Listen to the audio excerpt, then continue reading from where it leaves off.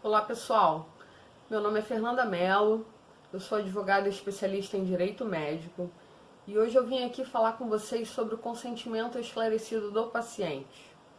E é impossível falar desse tema sem falar da relação médico-paciente. Ela nasce de forma verticalizada. Ocupando uma posição superior nessa relação, encontrava-se o médico, pleno, detentor da técnica, de toda a expertise, e ocupando uma posição de inferioridade, encontrava-se o paciente, aquele que não era plenamente considerado como o sujeito que pudesse contribuir com qualquer benefício para o seu tratamento. Hipócrates, médico grego, considerado o pai da medicina científica no Ocidente, foi responsável por afastar de perto da medicina o pensamento de que ela seria uma magia, né? E ele começa a fazer a implantação do estudo científico, do método científico na medicina. Ele foi capaz de prever em uma das suas obras, chamada Epidemias I, a existência de uma cooperação entre o médico e o paciente e como isso seria benéfico para o tratamento. Mas, apesar disso, não há notícias de que ele mantinha com seus pacientes uma relação horizontal, cooperativa. Ao contrário, a metodologia verticalizada era uma regra. O consentimento, ele então, durante séculos, não foi considerado. Era até não desejável que o paciente soubesse do tratamento, muitas vezes sequer sabia de sua doença. Isso não era um fator seriamente a ser considerado. E, bom, segue-se sem consentimento regulado, até que a partir de 1700 e alguma coisa, nós temos o relato de uma decisão judicial, ou foi na Inglaterra ou foi nos Estados Unidos. Ali tem uma decisão judicial que considera o paciente não de forma autônoma, mas pelo menos ele deveria saber a qual tipo de tratamento ele deveria ser submetido. Mas apesar dessa decisão ter sido um precedente, isso não foi amplamente aderido ou pacificado. Foi um precedente que se esgotou praticamente em si, e verificamos a necessidade do consentimento esclarecido do paciente pós Segunda Guerra Mundial, onde nós tivemos a ciência, né, do que acontecia nos campos de concentração, aquelas experiências mengelianas, desumanas, monstruosas, que muitas vezes terminava com a morte da pessoa. Então foi a partir daí que o mundo começou a se manifestar, várias nações emitiram declarações sobre o tema, sobre a necessidade da obtenção do consentimento esclarecido do paciente relacionado a estudos e experiências com o ser humano. Somente na década de 70 começamos a transportar a necessidade desse consentimento esclarecido para a relação médico-paciente, né? Então ela não era só mais exigível para estudos, para experiências, mas agora também na relação nos consultórios, nos hospitais, ela passou a ser uma necessidade.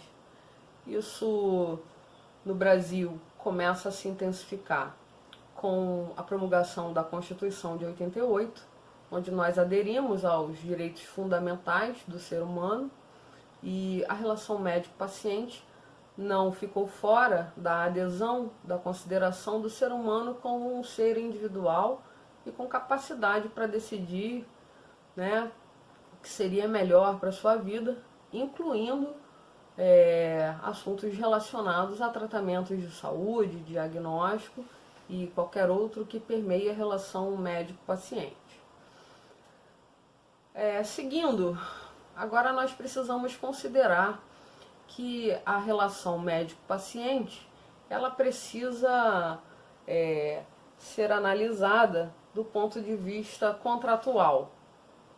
Aplica-se a ela o Código de Defesa do Consumidor, críticas à parte, é assim que devemos olhar para ela atualmente. Então, na formação desse consentimento, alguns aspectos precisam ser analisados. Por exemplo, ele deve ser considerado individualmente, né? A capacidade civil de um ser humano não é a mesma coisa que a autodeterminação ou a autonomia dessa pessoa. Muitas pessoas têm capacidade civil plena atingida, mas não são autodetermináveis, né? Possuem pouca autonomia sobre suas vidas. E o médico deve ter certos cuidados no repasse da informação para o paciente. Esse repasse de informação, ele precisa obedecer certos regramentos para que ele possa ser legitimado, tá? Posteriormente, nesse processo decisório, ok? Alguns princípios precisam ser observados na formação dessa decisão, né? E como dito, essa relação ela é vista sob o ponto de vista contratual, o médico como um fornecedor ali de serviços e o paciente como consumidor. E nessa relação aplicam-se sim princípios que vão nortear e revestir de legitimidade esse consentimento. O princípio da boa-fé ele tem que ser considerado através do ponto de vista das duas partes, né, onde as partes se comprometem ao dever de lealdade na formação desse processo de consentimento, onde após a oferta de informações, o paciente será capaz de tomar sua decisão no sentido de aceitar ou não o tratamento proposto, né? Sendo assim, na parte da informação, do repasse da informação para o paciente, o ideal é que o médico observe princípios como o da transparência nas informações, da exatidão das informações passadas ao paciente, né? Não pode haver dúvidas, né? Essas informações repassadas precisam observar o princípio da finalidade. Elas não podem ser passadas avulsamente, elas só podem ser passadas para o fim proposto, tá? Não pode ser insuficiente, mas também ela não deve ser em excesso, não deve ser excessiva. Princípio da prevenção e da precaução, tá? Aqui nós observamos a possibilidade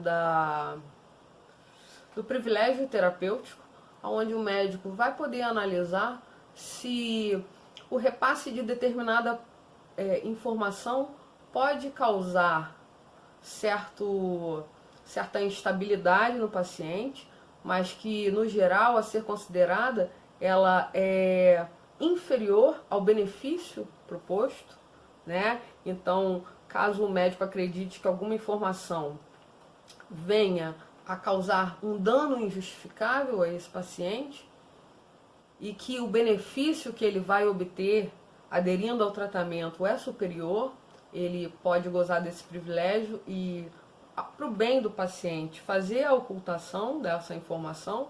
Aqui também o médico precisa se certificar que as informações estão passadas na medida exata, que elas são adequadas, que não estão em excesso e nem são insuficientes. Mais uma vez, esse ponto é muito importante. Deve ser observado o princípio da confidencialidade, porque as informações entre médicos e pacientes são sigilosas. E, por fim, o princípio da cooperação. Eu acredito que esse princípio é o princípio que caracteriza a horizontalidade dessa relação médico-paciente, onde eles possam trocar informações, o médico pode conhecer mais do paciente, o paciente pode conhecer mais sobre a técnica, sobre o arcabouço disponível para esse profissional, proporcionando ali um efetivo benefício para o seu paciente, né? Esses são os cuidados necessários na hora do repasse dessas informações, tá? E tudo isso, obviamente, considerado ali a capacidade, né, a autonomia desse paciente de fato compreender as informações que estão sendo passadas, né, a capacidade dele processar essas informações e ser capaz de ser conduzido a uma decisão esclarecida, né, livre de pressões e esclarecidas a respeito do ato ao que se pretende obter o consentimento, ok? Então, autonomia do paciente, princípios norteadores da legitimação do repasse dessas informações, para que por fim ele possa, de fato, consentir esclarecidamente com tudo o que está sendo proposto. Ou recusar, consciente dos riscos, né, que aquela decisão pode trazer. A resolução 01 do CFM, autoexplicativa, traz ali a recomendação para os médicos para o processo de obtenção desse consentimento esclarecido, traz de forma pormenorizada, ela é bem autoexplicativa, traz ali elementos como tamanho de fonte, nos diz que o consentimento ele se inicia verbal, que não é necessário propriamente um termo de consentimento, mas que é desejável, né?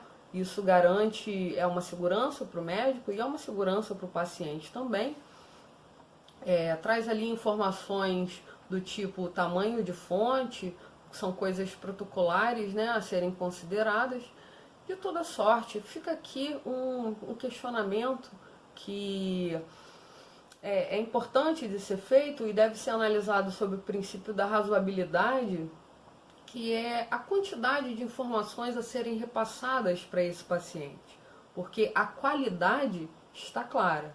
A informação precisa ser clara, se possível não técnica, considerando aquele ser como um ser individual, capacidade cognitiva, né, idade, tudo isso pode ser considerado. Então, em relação à qualidade das informações, não resta dúvida. A quantidade da informação é que vem incomodando, porque o judiciário ele tem demonstrado exigir cada vez mais a robustez da formação, da formalização do consentimento através de um termo de consentimento livre e esclarecido. Está sendo exigido uma série de informações que exorbitam a necessidade razoável, e todos nós sabemos que uma das formas de não se informar é informar em demasia, e aqui é uma crítica, porque os termos de consentimento esclarecidos, eles não podem virar manuais de medicina, onde se é previsto todas as situações, das mais corriqueiras de acontecer até as mais raras, há de se ter um critério razoável para a composição dessas informações. Então, um excesso de informação, inclusive amedronta, pode causar danos ao paciente, e fica aqui uma crítica e uma proposta de pensamento, de reflexão, do quanto é importante a quantidade em comparação à qualidade, aquilo que não pode faltar, né? Aquilo que é essencial, né? O que exorbita atrapalha, correto? Então essa é a minha crítica, essa é a minha contribuição, espero que vocês tenham gostado. Falamos rapidinho desse tema tão importante, e é isso. Fiquem todos bem, Até a próxima!